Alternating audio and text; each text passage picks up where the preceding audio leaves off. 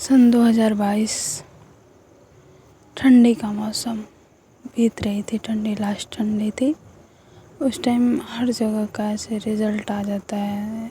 Yearly पढ़ाई चल रही थी उस टाइम, ग्रेजुएशन वालों की, यूजी का। हम लोगों का भी रिज़ल्ट आया था। हम क्लास में 8 बच्चियाँ थे।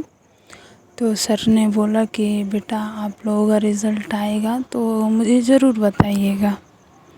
मैं 2022 के लास्ट महीने में कुछ काम कर रही थी और काम करते वक्त सोच रही थी ना हो तो कल या परसों में सर को कॉल करके रिज़ल्ट बता देते हैं अपना अपना सब लोग। मैं सोची, फिर रात हो गई। रात को मैंने उस टाइम कांटेक्ट सभी टीचर्स का था, तो एक टीचर ने स्टेटस डाला था। मैंने टीचर का स्टेटस खोला एंड खोल के देखा और शॉक हो गई। हम कहे ऐसे कैसे? उस स्टेटस में सर की डेड बॉडी थी जिनसे बात करने के लिए मैं सुबह सोच रही थी। मुझे आज भी इस बात का होता है, बुरा लगता है कभी कभी कि अगर मैंने उस दिन कॉल कर लिया होता तो सर को वेंटिलेटर पर ही सही या बेहोशी की अवस्था में ही सही, एटलीस्ट उनकी आत्मा को या उनकी सोल को ये तो पता चल जाता कि हम लोगों के इतने मार्क्स आए हैं और उन्होंने उनकी मेहनत का फल उनके सामने उनको पता चल जाता। क्योंकि जब एक स्टूडेंट सफल होता है तो सिर्फ स्टूडेंट नहीं सफल होता, उसके पीछे खड़ा एक शिक्षक भी सफल हो जाता है।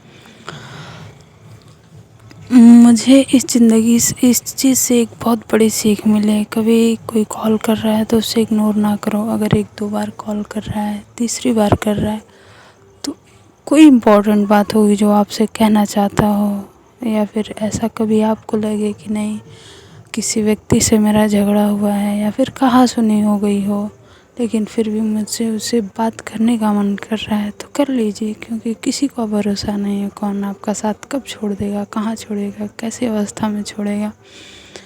फिर अगर आप बात नहीं करते हो, एक स्टेप आगे नहीं लोगे तो आपके पास पछताने के सिवा और कुछ नहीं बचेगा। एक बहुत पहले 2019 नहीं 2016-17 का साल रहा होगा, मेरी एक क्लासमेट ने मुझे बोला कि दीक्षा मिली हो जो तुम्हारी आई थी मैम। तो हम कहा नहीं यार, जब उन्हें याद नहीं था तो हम क्यों मिले। तो उसने मेरा हाथ पीछे से पकड़ा और मुझे खींच लिया अपनी तरफ। तो उसने मुझे एक बात बोली कि जानती हो, जब कभी अपने उदास हो जाएं या फिर गुस्सा हो जाएं तो उन्हें खींचकर गले लगा लेना चाहिए, लेकिन ऐसे नहीं करना चाहिए। तो ये उस टाइम मुझे ये सीख मिली कि नहीं, होते हैं कुछ अपने जिन्हें जो कभी आपसे रूठ जाएं, गुस्सा हो जाएं, झगड़ा हो जाए, लेकिन फिर भी उन्हें खींचो, गले लगाओ, बात पूछो किस बात का बुरा लगा, या फिर उन्हें बताओ कि ये बात ऐसे नहीं करनी थी, आप मुझसे पर्सनली बोल सकते थे, हम बैठ के सॉल्व करते।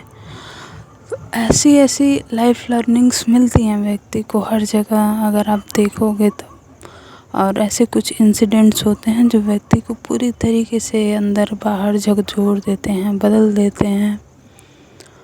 आशा करती हूँ कि आप सबकी लाइफ में ऐसा कुछ नहीं होगा। जो भी आपका अपना है, आपका लव्ड वंस है, आप किसी से प्यार करते हो, नहीं बताए हो, जाके बता दो। किसी से सॉरी बोलना हो, नहीं बोल पाए हो किसी कारण से, जाओ और सॉरी बोलो कि अब से ये गलती नहीं होगी। या फिर किसी से प्रेम करते हो, जाओ उससे बताओ। अपनी लाइफ में काश शब्द हटा दो, वो किसी मैटर में हो, पढ़ाई में हो, लक्ष्य में हो, आपका कोई पैशन हो, उसे फॉलो करना चाहते हो, आपकी दिली तमन्ना हो, उसे कर लो। किसका वेट कर रहे हो आप? ज़िंदगी जियो। लेकिन इम्पोर्टेंट तो आपकी लाइफ में जो लोग हैं आपके आसपास हैं, थोड़े बुरे सही हैं, अच्छे हैं। उन सर का चेहरा मुझे आज भी याद है। ऐसा काश मत रखो अपनी लाइफ में। Move forward, take a step ahead and call them.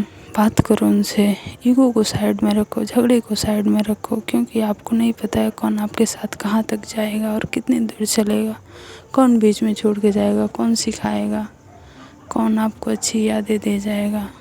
ऐसी बहुत सारी चीज़ें हैं। धन्यवाद, आज के लिए यहीं तक।